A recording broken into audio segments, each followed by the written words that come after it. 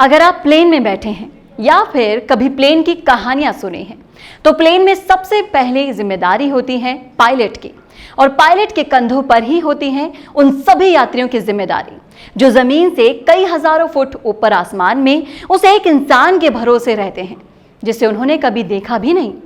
अब ऐसे में पायलट की जिम्मेदारी होती है कि वो प्लेन को इमरजेंसी की हालत में कहीं सेफ जगह लैंड कराए ताकि सभी यात्री सुरक्षित उतर पाएं। अब अगर पायलट का फैसला गलत हो जाए या फिर वो कंफ्यूज हो जाए कि क्या किया जाए और क्या नहीं, तो क्या होगा? खैर, फिर उन लोगों का तो खुदा ही मालिक है। अब आप सोच रहे होंगे कि मैं पायलट की कहानी आप लोगों को क्यों सुना रही हूं। अरे भाई, हमारे राजस्थान के राजनीति नामक प्लेन की भी अभी इमरजेंसी लैंडिंग हुई है और हमारे पायलट साहब यानी कि सचिन पायलट अब समझ नहीं पा रहे कि इस प्लेन को कहां उतारा जाए। हम सभी जानते हैं कि राजस्थान की राजनीति के दो पायलट हैं, एक अशोक गहलोत और दूसरे थे सचिन पायलट। अब इन दोनों के आपसी मतभेद का मजा ले रही है विपक्ष और प्रदेश की जनता। राजस्थान की राजनीति दो खेमों में बंट चुकी है। एक खेमा है गहलोत और उनके विधायक का, तो दूसरा खेमा है पायलट और उनके विधायक। दोनों ने अपने अपने खेमों के विधायकों को राजनीति से दूर होटलों में बाड़ेबंदी में रख लिया है।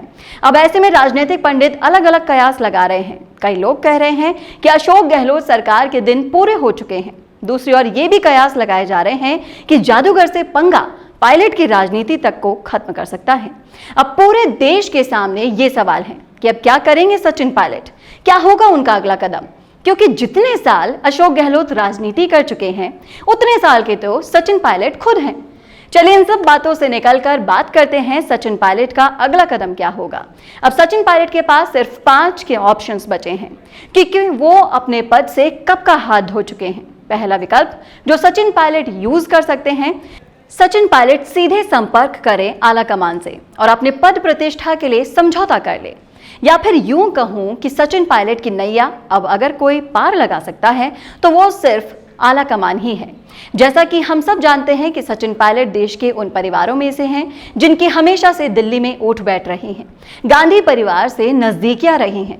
तो अब ऐसे में सचिन पायलट अगर अर्जी दिल्ली लगाए तो शायद उनकी लैंडिंग सही हो सकती है।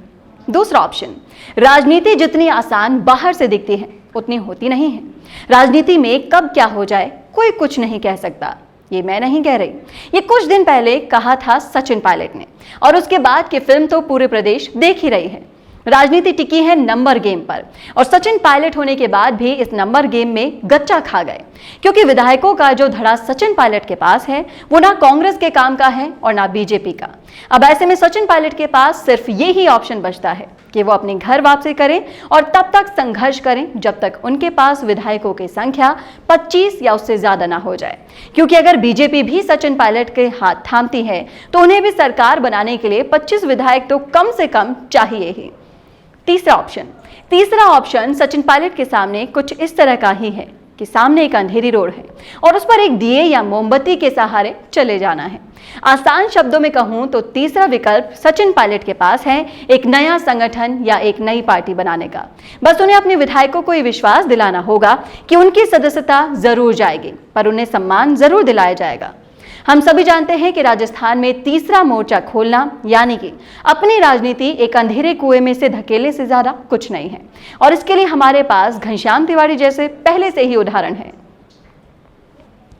चौथा ऑप्शन है सचिन पायलट के पास कि वो किसी भी तरह बीजेपी का दामन थाम ले और इसके लिए अपने खेमे के विधायकों को भी समझा ले।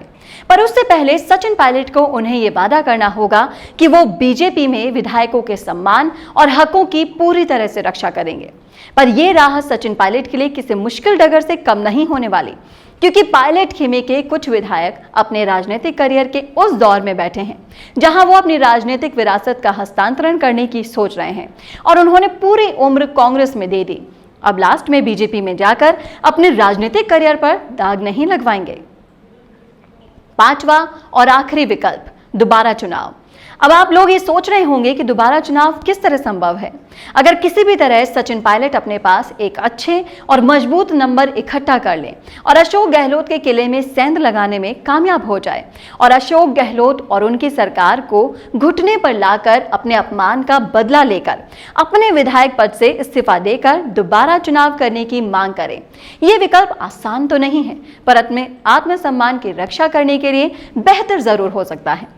वैसे वो पायलट है, कर अच्छे खासे पढ़े लिखे भी हैं, और अब उनको क्या करना है उसकी गणित उन्होंने पहले से लगा रखी होगी, क्योंकि कोई भी पायलट अपने प्लेन को समुद्र में लैंड करवा सकता है, पर एक रिहायशी इलाके में कभी नहीं, क्योंकि जान माल की हानि बहुत बुरी होती है और ये बेसिक नियम हर पायलट को अपने ट्रेनिंग के दिनों में ही समझा दिए जाते हैं। तो ये थे वो 5 ऑप्शंस जिन पर सचिन पायलट अब अमल कर सकते हैं। ये थी हमारी सचिन पायलट पर एक खास रिपोर्ट। कैसी लगी ये रिपोर्ट आप हमें कमेंट सेक्शन में बता सकते हैं, और अगर आपने अब तक हमारे चैनल राजस्थान संवाद को सब्सक्राइब नहीं किया है तो कर लीजिए, ताकि आप रहें हमेशा अप टू डेट।